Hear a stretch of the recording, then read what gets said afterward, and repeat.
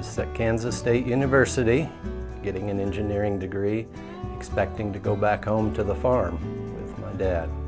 My dad's dream was for me to come home and join him on the farm.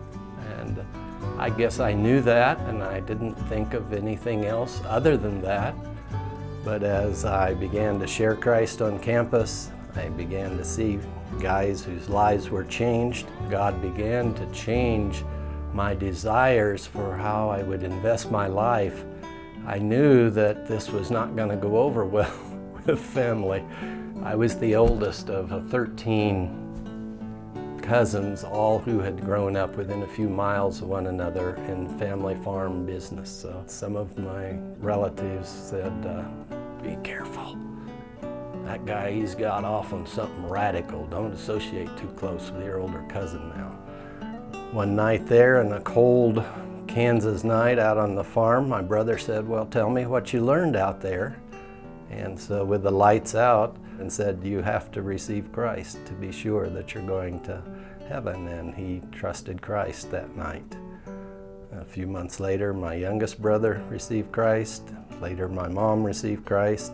I was accepted to join Campus Crusade a few months later. And when I told them that I believed God was calling me to join staff, it was a time in which, are you a part of a cult now? What is going on?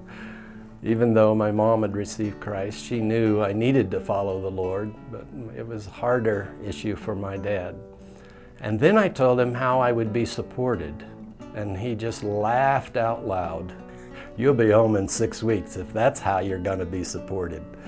And so the next spring, I spent most of the time on the farm just praying about what should I be doing. During the middle of the night, I had fallen asleep, and I was just woken up by a voice and said, Ed, I know you're not afraid to go around to the other side of the world. And I said, no, I'm not. But you're afraid of what your parents would say. Yeah, yes I am. If you can trust me on the other side of the world, don't you think you can trust me with your parents here at home? And I said, yes, Lord, forgive me.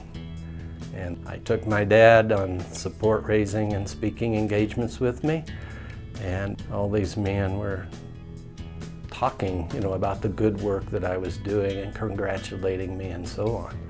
And on the ride home, my dad told me at that time, he said, son, I didn't think it was possible, but I'm really proud of you. So, he changed even my father's heart.